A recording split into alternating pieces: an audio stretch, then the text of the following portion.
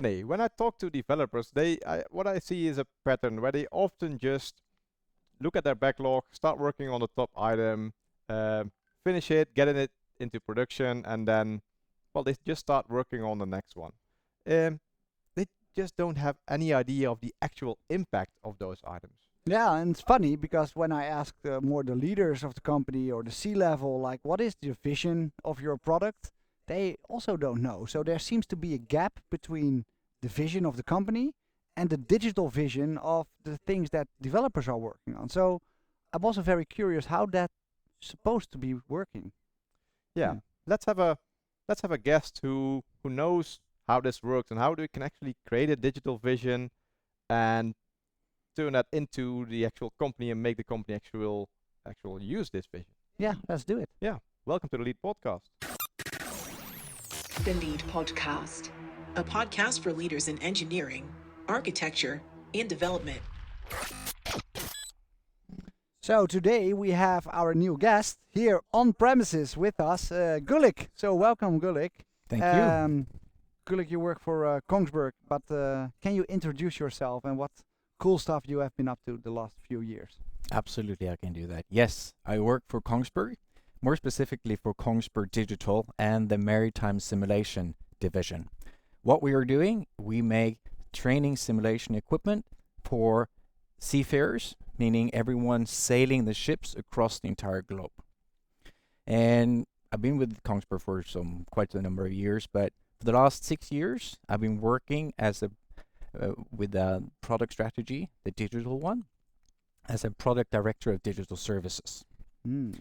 And that's been quite a journey. Some 6 years ago, Kongsberg did some major rearrangement in our organization, and we were challenged with becoming digital.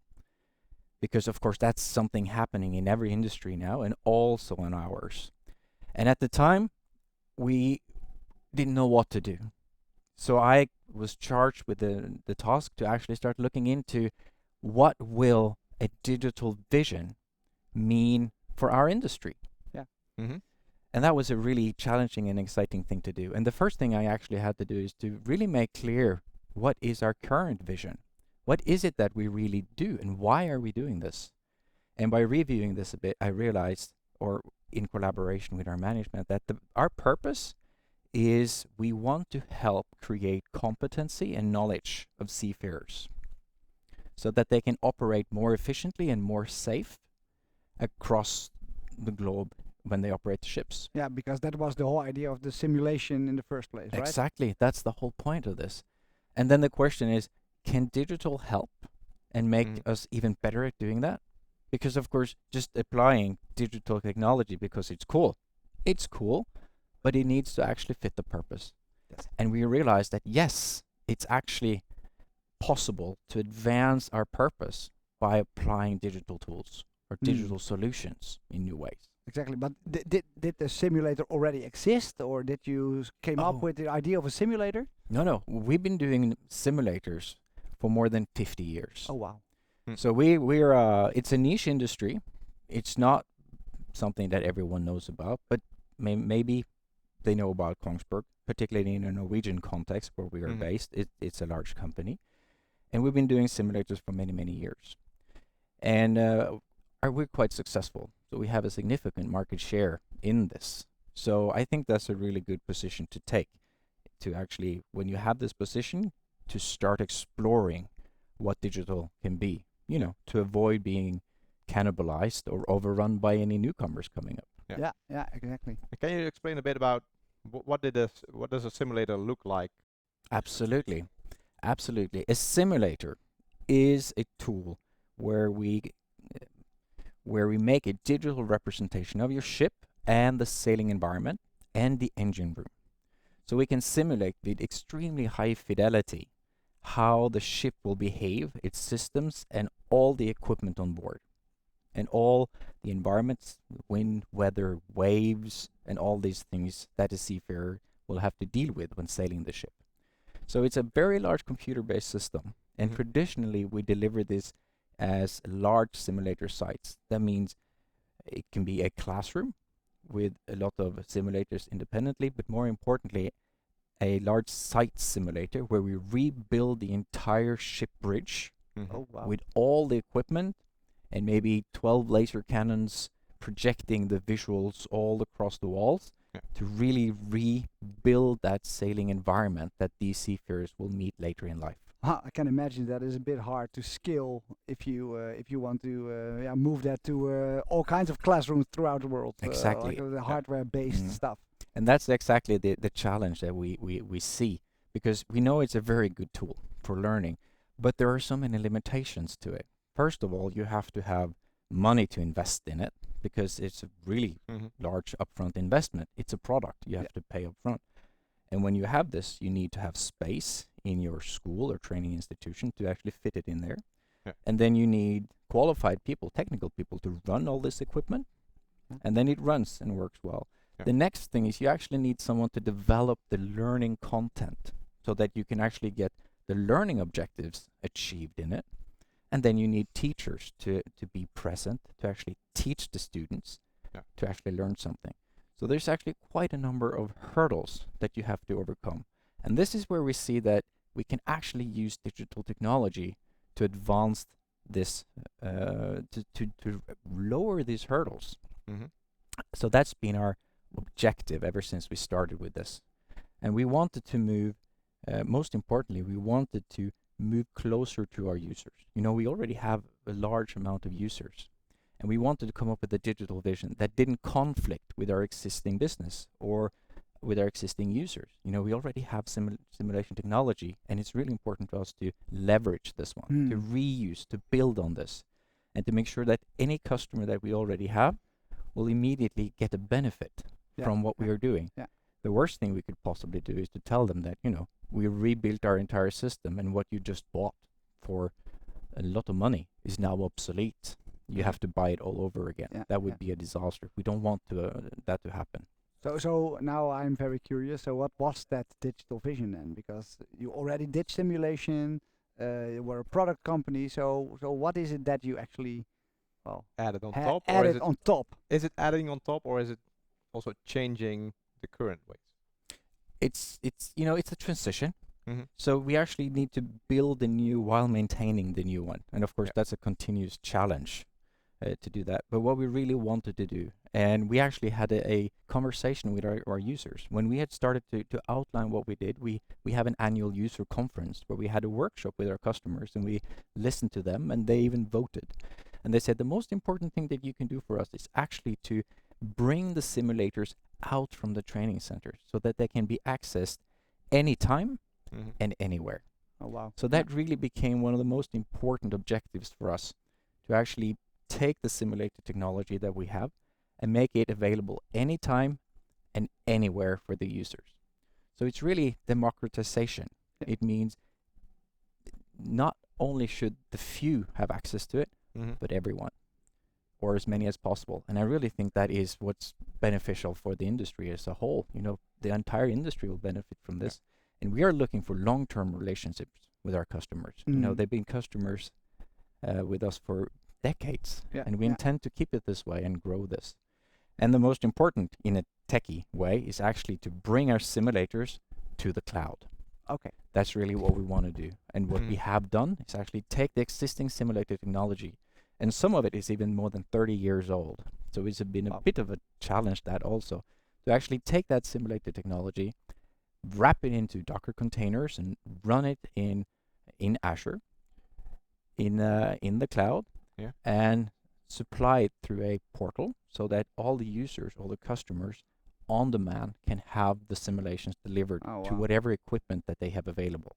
That seems high tech. So I can imagine that also takes a lot of engineering effort. So Definitely. there's not only the vision, but it needs to make the vision a bit more tangible. So how did you approach that? So how do you go from that digital vision Mhm. simulator anywhere, any time, any place, any platform in the cloud, towards make that 30-year-old on-premises beast into something that runs in the cloud? So how do Yeah. you approach that? You know how you eat a whale, you know, one piece at a time. Yeah. And that's what we were doing. Because I think, first of all, what you mentioned is really important, because the digital vision, or visions in general, for most people working in a company, that's just some fuzzy, unclear stuff that management is dealing with. So one of my key objectives in this, in the digital vision, is actually to take that fuzz word thing and make it tangible, pull it down and make it visual and concrete. I think that's one of the most important and most valuable properties of a digital vision, that it's tangible and understandable. But to actually be able to achieve this, we put together a dedicated team, start building a small team for doing the innovation. Because definitely there's a lot of innovation. You don't have all the answers. You have the vision and you have the tools, and you need to bring in the right people who can start exploring this and do it in an open way. So we do it piece by piece and we share our achievements. And I really learned that show and tell works. You can make as much slideware and PowerPoints as you want. It doesn't really stick. But make a prototype, put it in the hands of management or your coworkers or colleagues or your customers, and they get the idea instantly. And I just love that moment when that happens, when you do this and you just see that they get it and they just accept the idea and they move on. They That start also thinking, sparks new ideas again That's when the they thing. see it. Oh, maybe we can also do this or also add that to it. exactly, because typically when we work talking on the vision, we will continue to loop on the same concept and ideas. So in order to perturb that, to push that forward, we need to bring something new in. And that's what the innovation and the prototypes and the demos will do, because it changes how people perceive this and the possibilities that they see. Yeah, but that also demands a lot of buy-in from management, for example, to allow you to be innovative and to be autonomous and all those things. So what we call the empowering operating model. I think that is all really applicable to these, well, like newer things. You cannot just do it without any support. I would go even further and say it's conditional for success. Okay. You really, really need the support of management to do this, because what you're going to do, of course, is you're going to pull some resources out of the organization to explore something new.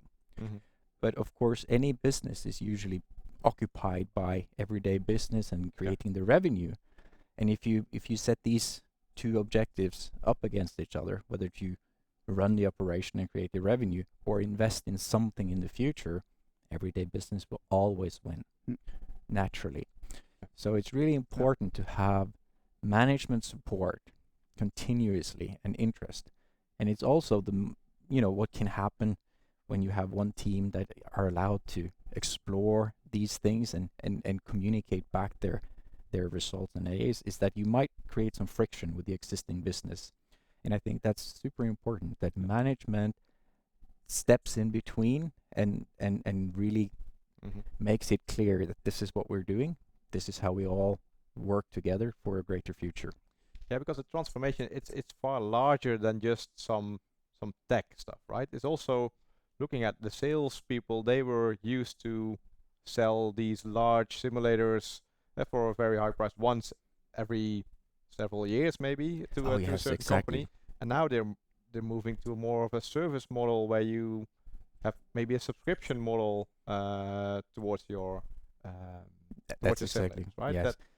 That's a big change, and also the people building it, they need to build it and run it, keep it running in the subscription kind of way as a service. Yeah, you're right, and this has to do with maturity as well. Leadership is important, but maturity as well. You need to give people some time to really move and transit through these stages.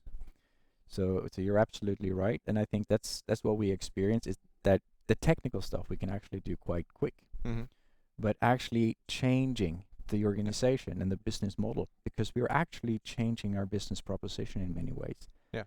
And the immediate change is, of course, when we're delivering now things as a service and not a product. Our delivery department needs to change in order to facilitate that.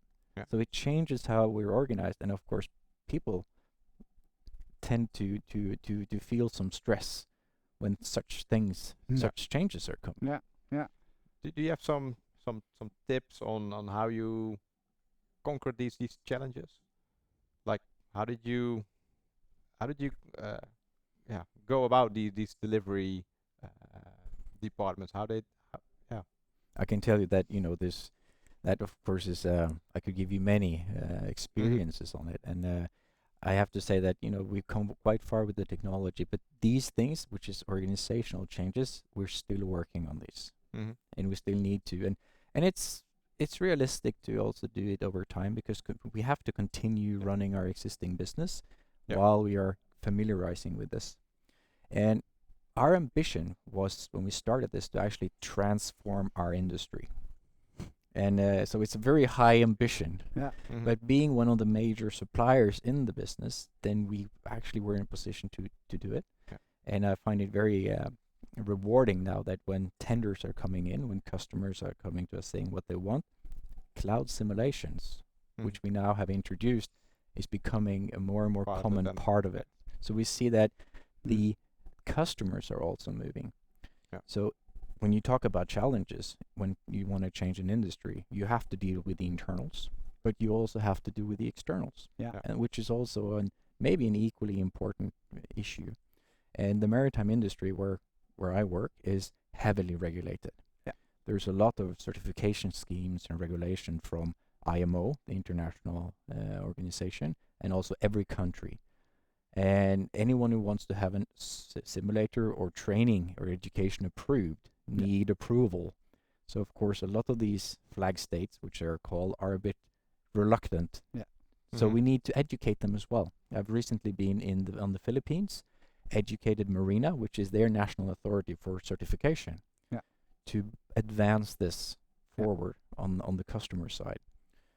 So that's one part of it, but equally important internally, to actually make sure we have management along, that they know what they're doing, that we work with the business model, work on what they're selling, making them comfortable with what this is, see that it's not cannibalization, or maybe it actually is cannibalization, but if we are eating ourselves and renewing ourselves, it's preferable to have someone else do it. Yeah, I like the idea of how you as an industry leader are also able to reinvent yourselves instead of seeing some other company come from the side and disrupt you.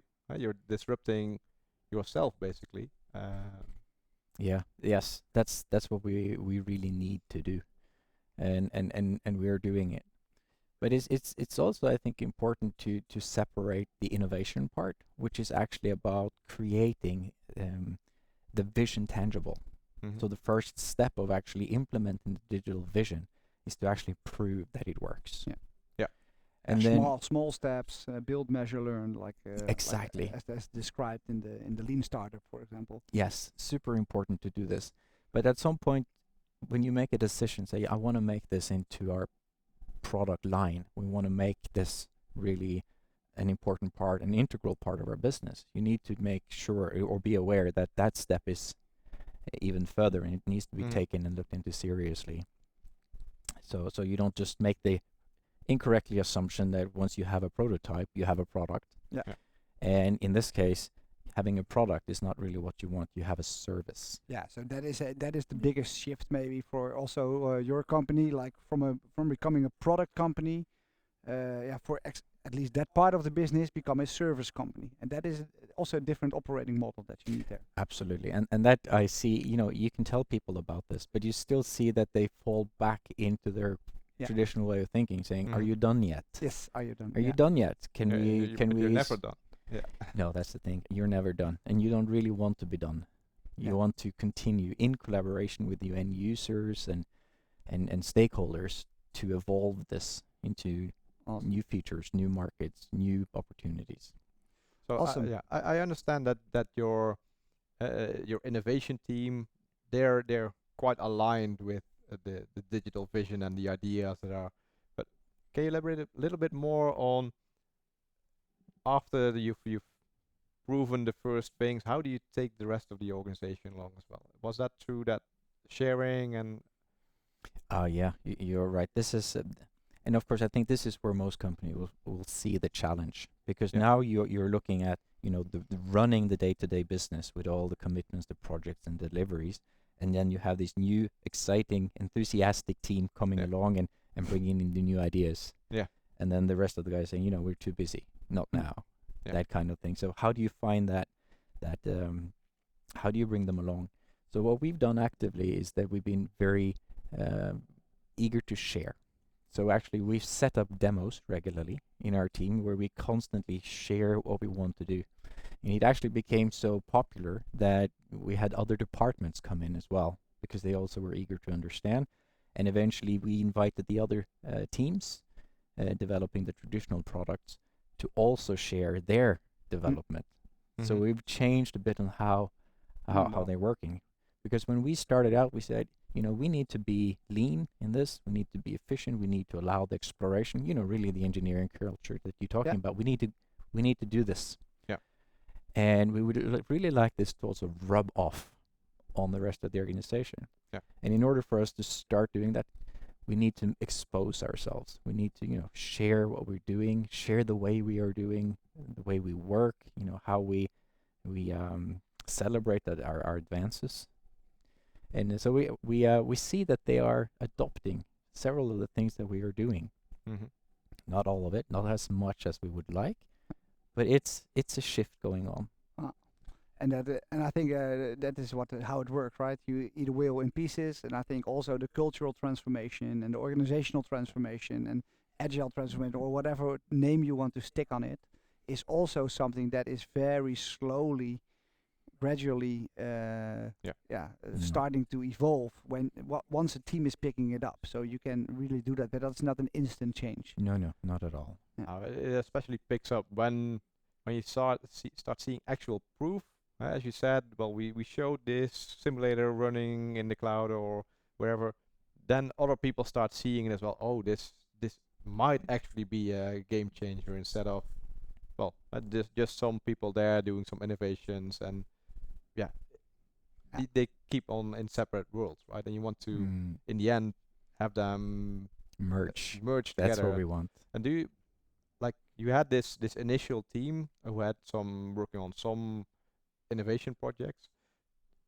How does that work further? Because in the end, it needs to be integrated. Do you then have that innovation team start working on new innovations, or are they part of actually implementing it in the real product as well? And then you got some other team working on innovations. Can you elaborate a bit more on that? That you're touching exactly the point that we are now. We started about 6 years ago, clarifying the vision and deciding that we want to pursue this, and we want to do it in a dedicated team to make sure that we do it. So we started building up with architects and key developers and UX designers. So we, over the last 6 years, we grew from a few people up to more than 25 working on this full speed. And now we really delivered our innovation, and we think of this as now we've done the startup phase. Yeah. Now we need to go to the scale-up phase. Yeah. And then it's really important that we don't do this entirely on our own. There's different ways of doing this, but what we see is best for our organization is that actually we don't want to build up new sales departments or delivery departments or new departments in parallel. We actually want to merge this back, and this can be done either this way or actually rebuild. That depends on the organization, what's most suitable. This is what we need to do, and this is the stage that we are in right now. Yeah. So the innovation, we're slowing it a bit down right now and focusing more of turning that innovation into a sellable service. So we're doing the maintenance part, keeping it, robustness of everything. Yeah, cool. So I think that there is so much to tell and so much wisdom, but I think we are going to wrap up a bit. Yeah. One final question, because I think many people that are listening think, okay, we are also in the transition. So do you have any tips or things that you would like to share? Like if you are in the similar situation and you are at the beginning of something, but you don't know exactly what would be a good book or a good conference or a blog that you can recommend? I got a few books for you. You definitely need to look into. I think the most important, most valuable book is called Leading Digital. Yeah. I think it's by Westerman. Yeah. It's been a few years since it was published. I think back in 2014. But I actually got this. I'm also part-time at the university, and I got this in my hand, and when I read this, all the pieces just came and fell into place. That's actually very good research. It's more than 400 different companies that has been investigated. And they're really trying to see who are successful, what do they do, what's the commonalities, what is it that really matters.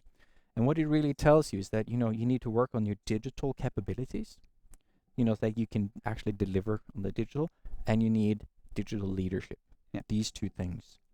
And if you do develop them in balance, you really, really manage a lot of things.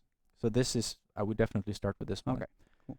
But if you're in management, maybe the one that you would like to look at is Zone to Win Okay. by Jeffrey Moore, I think. Yeah, fairly well known Mhm. writer. But it really tells you that, you need to be clear on separating out the innovation from the day-to-day business. Yes.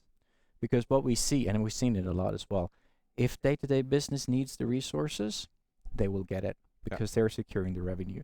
So you need to find a way so that you can maintain your day-to-day business and manage to move forward on the innovation. And I think he brings forward some really good ideas Okay. that Wow, that proves to work. that sounds really interesting. So Yeah. thank you for all your sharing. Yeah. Many thanks. Thanks again for a great episode, I think. Thank you. Yeah, and we need to definitely ask you back in 2 years' time to see where you're going. Yeah, if there's new innovations on the horizon, or how you really embedded it into the organization. We'll Yeah. see. Really We'll see. nice. Thank you very much. Okay, then. Well, that's it. Hope to see you or that you listen again in the next episode. Yeah, see you the next Lead podcast. Bye bye. The Lead Podcast, a podcast for leaders in engineering, architecture, and development.